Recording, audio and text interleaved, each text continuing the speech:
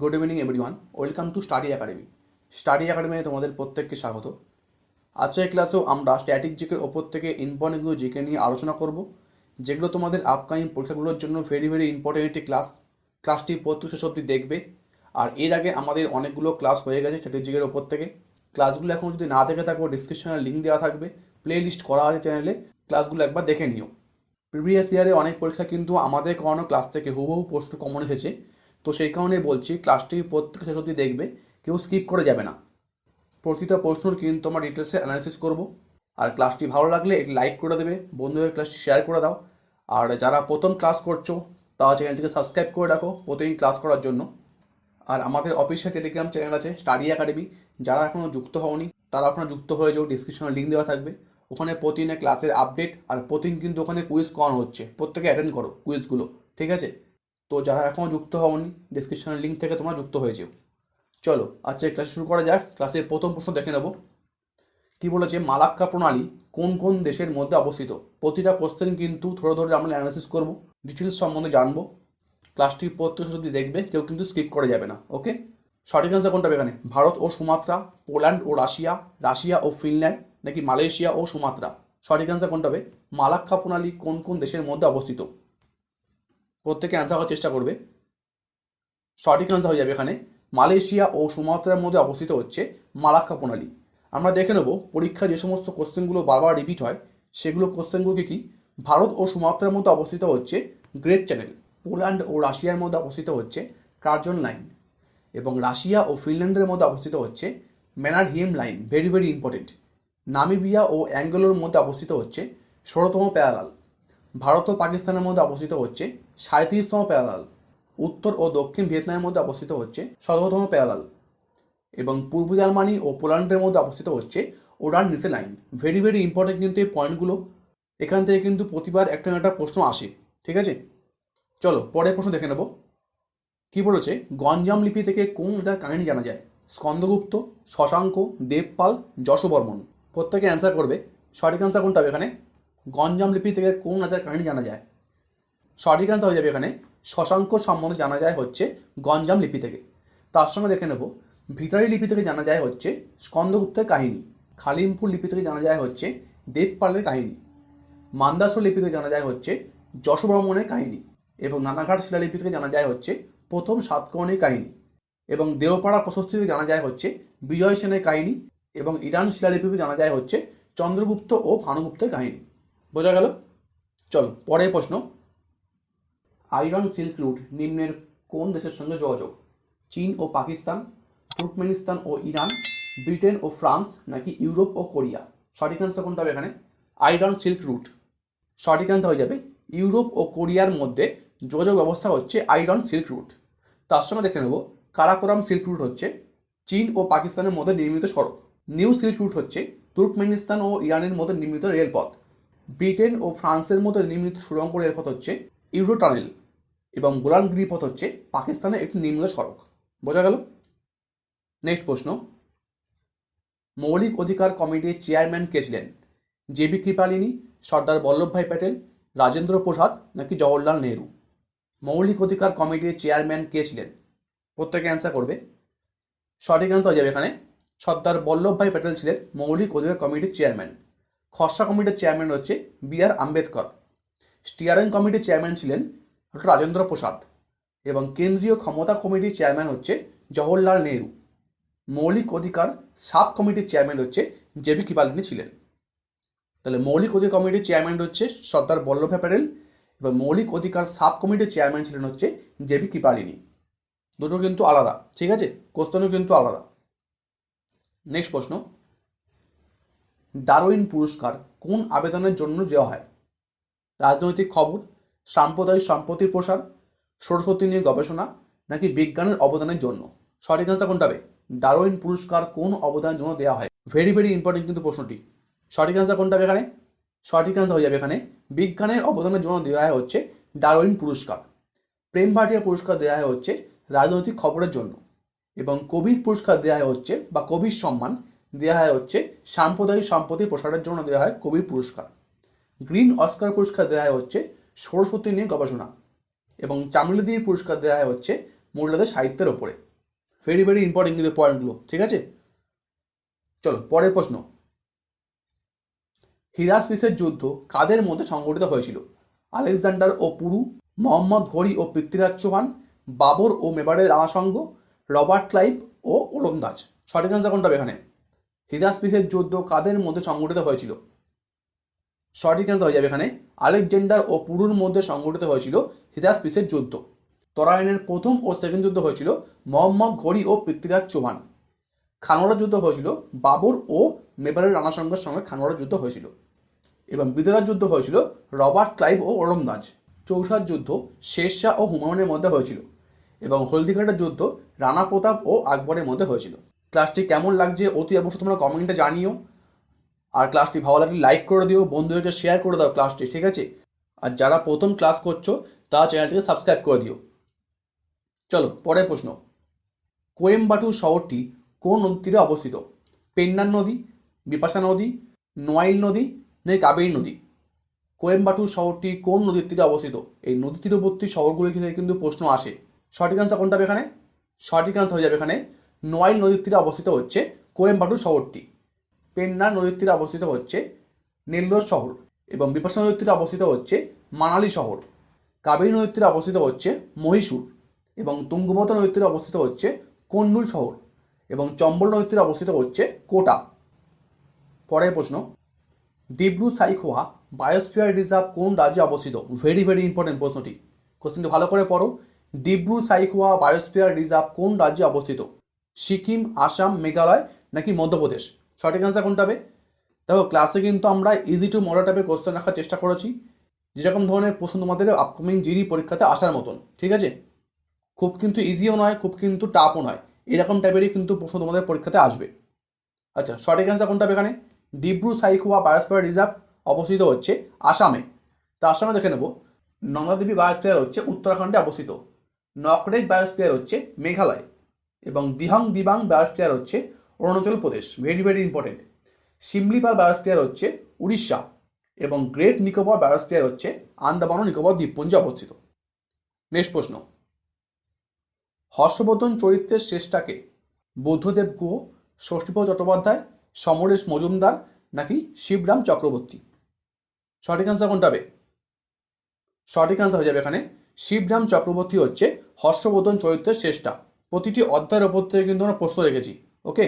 আচ্ছা তার সঙ্গে দেখে নেব, ঋজুদা চরিত্রের শেষটা হচ্ছে বুদ্ধদেব গুহ। অনেকবার কিন্তু এই কোশ্চেনটি পরীক্ষাতে এসেছে, ঠিক আছে।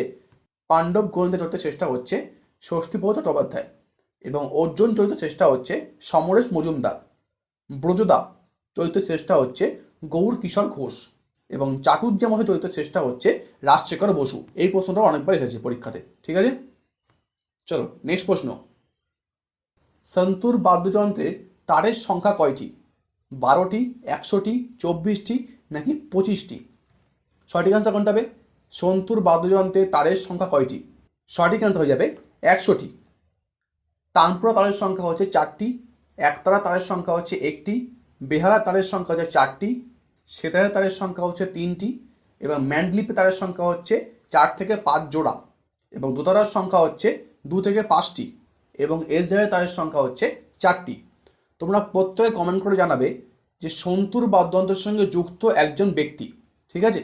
একজন ব্যক্তির নাম প্রত্যেকে কমেন্ট করে জানাবে যে সন্তুর বাদ্যযন্ত্রের সঙ্গে যুক্ত ছিলেন, ওকে। নেক্সট প্রশ্ন, আন্তর্জাতিক শান্তি দিবস কবে পালন করা হয়? 19শে আগস্ট, 17শে সেপ্টেম্বর, 23শে মার্চ নাকি 21শে সেপ্টেম্বর? আন্তর্জাতিক শান্তি দিবস কবে পালন করা হয়? সঠিক অ্যান্সার হয়ে যাবে এখানে 21শে সেপ্টেম্বর আন্তর্জাতিক শান্তি দিবস পালন করা হয়।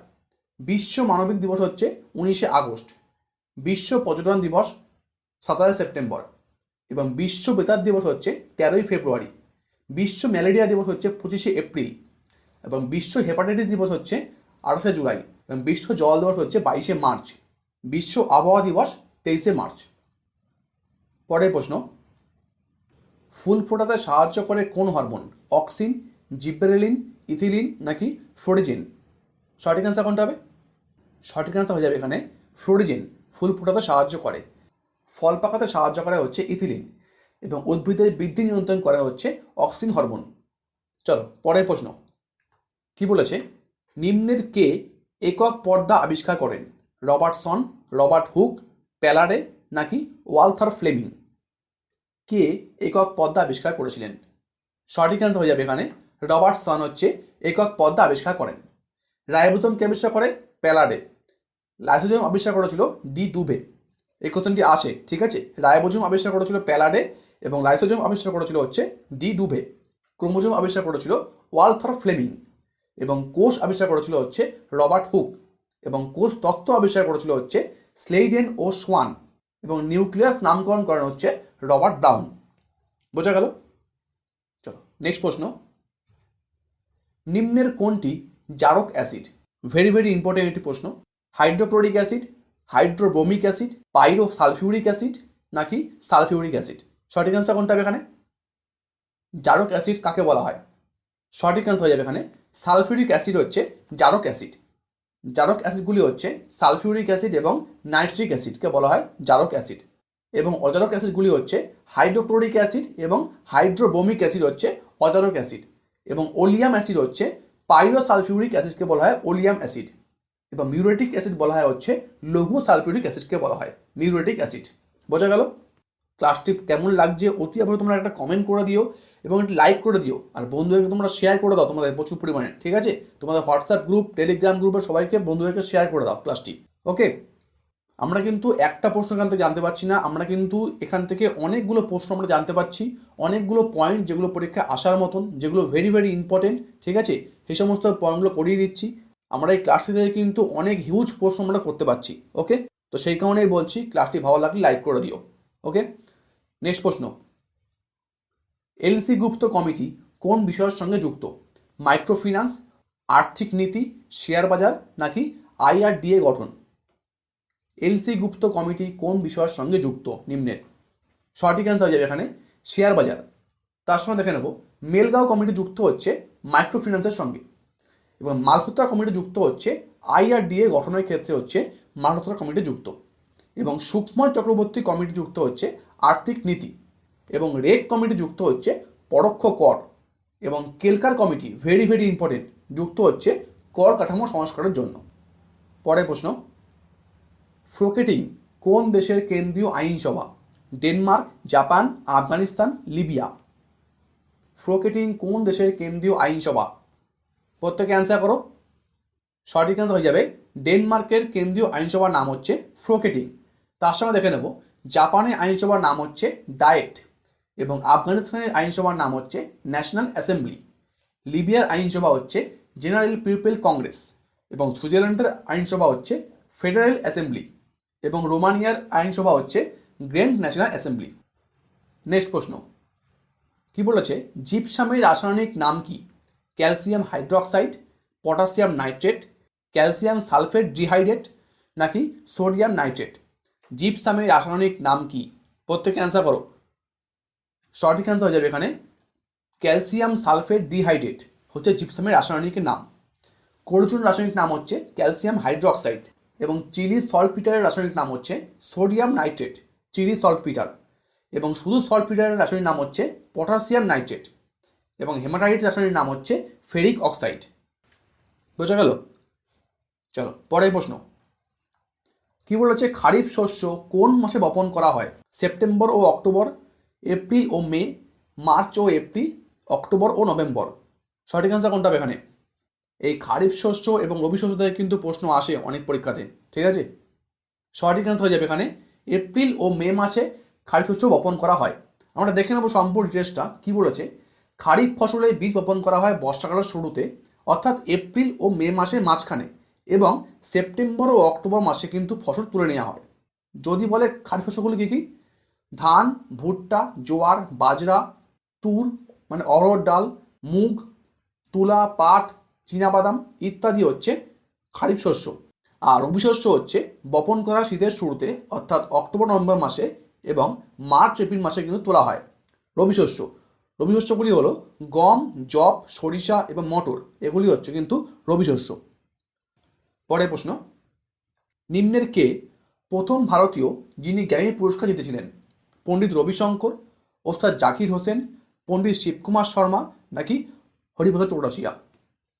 সঠিক আনসার কোনটা হবে? কে প্রথম ভারতীয় যিনি গ্র্যামি পুরস্কার পেয়েছিলেন? সঠিক আনসার হয়ে যাবে পণ্ডিত রবিশঙ্কর। রবিশঙ্কর প্রথম ভারতীয় যিনি 1968 সালে গ্র্যামি পুরস্কার জিতেছিলেন। তিনি বেস্ট চেম্বার মিউজিক পারফরমেন্স বিভাগে ওয়েস্ট মিস্ট ইস্ট নামের অ্যালবামের জন্য জিতেছিলেন। কিসের জন্য? ওয়েস্ট মিস্ট ইস্ট নামের একটি অ্যালবামের জন্য তিনি গ্র্যামি পুরস্কার পেয়েছিলেন। গ্র্যামি পুরস্কার দেওয়া হয় হচ্ছে কিন্তু সঙ্গীত শিল্পীদের, এবং গ্র্যামি পুরস্কার প্রথম দেওয়া হয় হচ্ছে 1958 সাল থেকে। বোঝা গেল? চলো নেক্সট প্রশ্ন কি বলেছে দেখে নেব।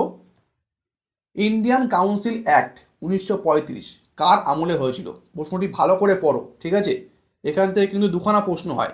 ইন্ডিয়ান কাউন্সিল অ্যাক্ট 1935 সালে যেটা হয়েছিল সেটা কার আমলে হয়েছিল? Lord Minto, Lord Hardinge, Lord Curzon নাকি লর্ড ওয়েলিংটন? প্রত্যেকে অ্যান্সার করো এটার। কী হবে? সঠিক অ্যান্সার হয়ে যাবে এখানে লর্ড ওয়েলিংটনের আমলে কিন্তু ইন্ডিয়ান কাউন্সিল অ্যাক্ট 1935 সালে হয়েছিল। এবার আমরা দেখে নেব লর্ড মিন্টোর আমলে কী হয়েছিল। লর্ড মিন্টোর আমলেও কিন্তু একটা ইন্ডিয়ান কাউন্সিল অ্যাক্ট হয়েছিল। সেটা কত সালে? 1909 সালে। যদি এখানে 1909 সালে থাকে তাহলে হবে লর্ড মিন্টো, আর 1935 সালে হয়েছিল লর্ড ওয়েলিংটনের আমলে। তাহলে লর্ড মিন্টোর আমলে হয়েছিল Indian council act 1909, Morley Minto আইন এবং ঢাকায় মুসলিম লীগ প্রতিষ্ঠা, এগুলো হয়েছিল লর্ড মিন্টোর আমলে। লর্ড হান্ডিজের আমলে হয়েছিল বঙ্গভঙ্গ রদ 1911 সালে, এবং কলকাতা থেকে দিল্লিতে রাজধানী স্থানান্তর 1911 সালে, এগুলো হয়েছিল লর্ড হান্ডিজের আমলে। এবং লর্ড কার্জনের আমলে হয়েছিল বঙ্গভঙ্গ 1905 সালে এবং রেল বোর্ড গঠন, এগুলো হয়েছিল লর্ড কার্জনের আমলে। পরের প্রশ্ন, সেবি SEBI আর্থিক সংস্থা কবে প্রতিষ্ঠা হয়? 1988 সালে, 1935 সালে, 1949 সালে নাকি 1955 সালে? সেবি আর্থিক সংস্থা কবে প্রতিষ্ঠা হয়েছিল? প্রত্যেকে অ্যান্সার করবে। সঠিক অ্যান্সার কোনটা হবে এখানে? সঠিক অ্যান্সার হয়ে যাবে 1988 সালে সেবি আর্থিক সংস্থা প্রতিষ্ঠা হয়েছিল। সেবি কি? সেবি হলো একটি ভারত সরকারের মালিকাধীন দেশের নিরাপত্তা এবং পণ্য বাজার নিয়ন্ত্রক, যেটা আমাদের শেয়ার বাজার, ঠিক আছে? সেবির অর্থ হচ্ছে security and agency board of India. কত সালে শুরু হয়েছিল? সেবি হয়েছিল 12ই এপ্রিল 1988 সালে প্রতিষ্ঠা হয়েছিল সেবি, আর এটি হেডকোয়ার্টার হচ্ছে মুম্বাইতে অবস্থিত। এই শেয়ার বাজারকে কিন্তু নিয়ন্ত্রণ করে কিন্তু এই সেবি, ঠিক আছে? মনে রাখবে। রিজার্ভ ব্যাঙ্ক অফ ইন্ডিয়া কবে প্রতিষ্ঠা হয়েছিল? 1935 সালে 1 এপ্রিল প্রতিষ্ঠা হয়েছিল, এবং রিজার্ভ ব্যাঙ্ক অফ ইন্ডিয়া জাতীয়করণ হয়েছিল 1949 সালে 1 জানুয়ারি, ঠিক আছে? দুটো কিন্তু আলাদা, দুটো কিন্তু ভালো করে মনে রাখবে যে রিজার্ভ ব্যাঙ্ক অফ ইন্ডিয়া প্রতিষ্ঠা হয় 1935 সালে 1 এপ্রিল, এবং রিজার্ভ ব্যাঙ্ক অফ ইন্ডিয়া জাতীয়করণ হয়েছিল 1949 সালে 1 জানুয়ারি। পরের প্রশ্ন, প্রথম বাংলা ভাষায় মহাভারত কে অনুবাদ করেন? কৃত্তিবাস ওঝা, কাশিরাম দাস, বেদ ব্যাস নাকি কবি বাল্মীকি? সঠিক অ্যান্সার কোনটা হবে? ইজি একটি প্রশ্ন কিন্তু এটা। সঠিক অ্যান্সার হয়ে যাবে এখানে কাশিরাম দাস প্রথম বাংলা ভাষায় মহাভারত অনুবাদ করেছিলেন, এবং প্রথম বাংলা ভাষায় রামায়ণ অনুবাদ করেছিলেন হচ্ছে কৃত্তিবাস ওঝা। এখান থেকে দুটো কোশ্চেনই হয়, এক মহাভারত, এক হচ্ছে রামায়ণ। মহাভারত করেছিলেন কাশিরাম দাস এবং রামায়ণ অনুবাদ করেছিলেন হচ্ছে কৃত্তিবাস ওঝা। চলো পরের প্রশ্ন, ক্যাপটিভ লেডি গ্রন্থটি কার রচনা? দ্বিজেন্দ্রলাল রায়, বেগম রোকেয়া, সুকান্ত ভট্টাচার্য, মাইকেল মধুসূদন দত্ত? সঠিক অ্যান্সার কোনটা হবে? ক্যাপটিভ লেডি গ্রন্থটি কার রচনা? সঠিক অ্যান্সার হয়ে যাবে এখানে মাইকেল মধুসূদন দত্ত লেখা হচ্ছে ক্যাপটিভ লেডি। তার সঙ্গে দেখে নেব তারাবাই নাটকটি রচয়িতা হচ্ছে দ্বিজেন্দ্রলাল রায়, মতিচুর গ্রন্থ রচয়িতা হচ্ছে বেগম রোকেয়া, এবং সবিতা গ্রন্থের রচয়িতা হচ্ছে সত্যেন্দ্রনাথ দত্ত, এবং ঝড়াপালক কাপুর রচয়িতা হচ্ছে জীবনানন্দ দাস, এবং ঝিলিমিলি নাটকটি রচয়িতা হচ্ছে কাজী নজরুল ইসলাম। রুদ্রচন্দ্র নাটকটি রচয়িতা হচ্ছে রবীন্দ্রনাথ ঠাকুর, এবং আলালের ঘরে দুলাল উপন্যাসটি রচয়িতা হচ্ছে প্যারিজাত মিত্র। পরের প্রশ্ন, নিম্নের কে রক গার্ডেন নির্মাণ করেন? ভেরি ভেরি ইম্পর্টেন্ট প্রশ্নটি। নিম্নের কে রক গার্ডেন নির্মাণ করেছিলেন? জ্যাকব পিচার, নেকচাঁদ, বেবাদল খা নাকি শেরশাহ সুরি? কে নির্মাণ করেছিলেন রক গার্ডেন? সঠিক অ্যান্সার হয়ে যাবে এখানে নেকচাঁদ নির্মাণ করেছিলেন হচ্ছে রক গার্ডেন। তার সঙ্গে দেখে নেব এশিয়াটিক সোসাইটি নির্মাণ করেছিলেন হচ্ছে জ্যাকব পিচার, এবং ময়ূর সিংহাসনের নির্মাতা হচ্ছে বেবাদল খা, এবং গ্র্যান্ড ট্যাঙ্ক রোডের নির্মাতা হচ্ছে শেরশাহ সুরি, এবং আলিপুর চিড়িয়াখানার নির্মাতা হচ্ছে জর্জ কিং, এবং ভূপাল শহর নির্মাতা হচ্ছে রাজা ভোজ। বোঝা গেল? পরের প্রশ্ন, নাগরিক ছবিটির পরিচালককে? সত্যজিৎ রায়, তপন সিনহা, দাদাসাহেব ফালকে নাকি ঋত্বিক ঘটক? সঠিক অ্যান্সার কোনটা হবে? নাগরিক ছবিটির পরিচালককে? অ্যান্সার করা প্রত্যেকে। সঠিক অ্যান্সার হয়ে যাবে এখানে ঋত্বিক ঘটক নাগরিক ছবিটির পরিচালক। তার সঙ্গে দেখে নেব সত্যজিৎ রায়ের ছবিগুলি হচ্ছে পথের পাঁচালী, অপরাজিতা, জলসাগর, পরশ পাথর, অপুর সংসার, তিন কন্যা, চারুলতা, সোনার কেল্লা, কাপুরুষ ও মহাপুরুষ এবং আগন্তুক। এগুলি হচ্ছে সত্যজিৎ রায়ের ছবি। এবং তপন সিনহার ছবিগুলি হচ্ছে অঙ্কুশ, কাবুলিওয়ালা, জিন্দের বন্দি ইত্যাদি হচ্ছে তপন সিনহার ছবি। এবং দাদাসাহেব ফালকে ছবি হচ্ছে রাজা হরিশ্চন্দ্র, লঙ্কা দহন এবং শ্রীকৃষ্ণ জন্ম ইত্যাদি হচ্ছে দাদাসাহেব ফালকের ছবি। চলো পরের প্রশ্ন, কোন লিপিতে তালিবস্য ও পেট্রামুদ্রস্বয় ব্যবহার করা হতো না? ভেরি ভেরি ইম্পর্টেন্ট কিন্তু প্রশ্নটি। কোন শিলালিপিতে তালিবস্য ও পেট্রামুদ্রস্বয় ব্যবহার করা জানতো না? জুনাগড় শিলালিপি, ব্রাহ্মী শিলালিপি, নানাঘাট শিলালিপি এবং ভিতাই শিলালিপি। সঠিক অ্যান্সার কোনটা হবে? প্রত্যেকে অ্যান্সার করবে এটা। সঠিক অ্যান্সার হয়ে যাবে এখানে ব্রাহ্মী শিলালিপিতে কিন্তু তালিবস্য এবং পেট্রামুদ্রস্বয় ব্যবহার করা হতো না। তার সঙ্গে দেখে নেব জুনাগড় শিলালিপি থেকে রাজার উদ্যোগের কথা জানা যায় এবং নানাঘাট শিলালিপি থেকে প্রথম সাতকর্ণীর কথা জানা যায় এবং ভিতারি শিলালিপি থেকে রাজা স্কন্দগুপ্তের কথা জানা যায়। পরের প্রশ্ন, লোকমাতা নিম্নের কার উপনাম? মাদার টেরেসা, সরোজিনী নাইডু, মাতঙ্গিনী হাজরা নাকি রানী রাসমণি? লোকমাতা নিম্নের কার উপনাম? সঠিক অ্যান্সার হয়ে যাবে এখানে রানী রাসমণির উপনাম হচ্ছে লোকমাতা। তার সঙ্গে দেখে নেব সরোজিনী নাইডুর উপনাম হচ্ছে প্রাচ্যের বুলবুল বলা হতো সরোজিনী নাইডুকে। এবার মাতঙ্গিনী হাজরাকে বলা হতো হলো গান্ধী বুড়ি। এটা কিন্তু পরীক্ষাতে আসে, গান্ধী বুড়ি কাকে বলা হয়? মাতঙ্গিনী হাজরা। এবং লোকমাতা কিন্তু আরও একজনকে বলা হয়, সে হচ্ছে ভগিনী নিবেদিতা। রানী রাসমণিকেও বলা হয় এবং ভগিনী নিবেদিতাকেও বলা হয় হচ্ছে লোকমাতা। বোঝা গেল? নেক্সট প্রশ্ন, দানুন ই হুমায়ুন গ্রন্থের লেখককে? হুমায়ুন, খোয়ান্দ আমির, আব্দুল হামিদ নাকি আবুল ফজল? দানুন ই হুমায়ুন গ্রন্থের লেখককে? সঠিক অ্যান্সার হয়ে যাবে এখানে খোয়ান্দ আমির হচ্ছে দানুন ই হুমায়ুন গ্রন্থের লেখক। তার সঙ্গে দেখে নেব আমরা হুমায়ুন নামে গ্রন্থের লেখক হচ্ছে Gulbadan Begum. Very very important. Akbar নামে গ্রন্থের লেখক হচ্ছে শেখ আবুল ফজল এবং তুজুকি জাহাঙ্গীর গ্রন্থের লেখক হচ্ছে জাহাঙ্গীর এবং তুজুকি আকবরী গ্রন্থের লেখক হচ্ছে আবুল ফজল। নেক্সট প্রশ্ন, হারমাট্টান নিম্নের কোন অঞ্চলের স্থানীয় বায়ু? কানাডা, আর্জেন্টিনা, নাইজেরিয়া নাকি উত্তর আফ্রিকা? হারমাট্টান নিম্নের কোন অঞ্চলের স্থানীয় বায়ু? সঠিক অ্যান্সার হয়ে যাবে এখানে নাইজেরিয়ার স্থানীয় বায়ু হচ্ছে হারমাট্টান। চিনুক বায়ু হচ্ছে উত্তর আমেরিকা, কানাডা এবং রকি পর্বতমালার স্থানীয় বায়ু হচ্ছে চিনুক। এবং পাম্পের বায়ু দেখা যায় হচ্ছে আর্জেন্টিনাতে। এবং খামসিন বায়ু হচ্ছে ইজিপ্ট, উত্তর আফ্রিকাতে হচ্ছে খামসিন বায়ু। এবং মিস্টাল বায়ু হচ্ছে আল্পস পর্বতমালা ও ফ্রান্সে। চল পরের প্রশ্ন, দিল্লিকে জাতীয় রাজধানী অঞ্চল হিসেবে ঘোষণা করা হয় কত নং সংবিধান সংশোধনীতে? 69তম সংশোধনীতে, 61তম সংশোধনীতে, 55তম সংশোধনীতে নাকি 74তম সংশোধনীতে? দিল্লিকে জাতীয় রাজধানী অঞ্চল হিসেবে কত নং সংবিধান সংশোধনীতে ঘোষণা করা হয়েছিল? সঠিক অ্যান্সার হয়ে যাবে 69তম সংশোধনীতে দিল্লিকে জাতীয় রাজধানী অঞ্চল হিসেবে ঘোষণা করা হয়েছিল। তার সঙ্গে দেখে নেব 69তম সংশোধনীতে 1991 সালে দিল্লিকে জাতীয় রাজধানী অঞ্চল হিসেবে ঘোষণা করা হয়। কত খ্রিস্টাব্দে? 1991 সালে। এবং 61 নম্বর সংবিধান সংশোধনীতে 1989 সালে ভোটাধিকারের বয়স 21 থেকে কমিয়ে 18 বছর করা হয়। সেটি হচ্ছে 1989 সালে 61তম সংবিধান সংশোধনীতে। এবং 86তম সংবিধান সংশোধনী 2002 সালে শিক্ষাকে মৌলিক অধিকারে অন্তর্ভুক্ত করা হয়। বোঝা গেল? তো এই ছিল আজকে আমাদের ক্লাস। আমরা এই 30টি প্রশ্ন নয়, 30টি প্রশ্ন থেকে কিন্তু আমরা হিউজ পরিমাণে কোশ্চেন আমরা করতে পারলাম। যারা ক্লাস শেষ অবধি দেখেছে তাদেরকে বলছি তোমরা অনেকগুলো কোশ্চেন এখান থেকে কমন পাবে হুবহু পরীক্ষাতে। ক্লাসটি ভালো লাগলে পরে লাইক করে দিও, বন্ধুদেরকে শেয়ার করে দিও আর চ্যানেলটিকে সাবস্ক্রাইব করে রেখো। তো চলো ক্লাসটা আমরা এখানে শেষ করলাম। দেখা হবে তোমাদের সঙ্গে আরও নতুন ক্লাসে। আর যারা এখনও টেলিগ্রাম চ্যানেল যুক্ত হওনি তাদেরকে বলছি টেলিগ্রাম চ্যানেলের লিঙ্ক ডেসক্রিপশনে দেওয়া থাকলো, তোমরা যুক্ত হয়ে যাও। আর আমাদের এই ধরনের ক্লাস কিন্তু অনেক করানো আছে, লিঙ্ক ডেসক্রিপশনে দেওয়া থাকলো, প্লে লিস্ট করা আছে, চ্যানেলে গিয়ে দেখতে পারো। পরীক্ষার আগে তোমরা এই ক্লাসগুলো একবার দেখে নিও, ঠিক আছে? একবার রিভাইজ করে নিও। চলো ক্লাসটা এখানে শেষ করলাম। প্রত্যেকে ভালো থাকবে, সুস্থ থাকবে। জয় হিন্দ।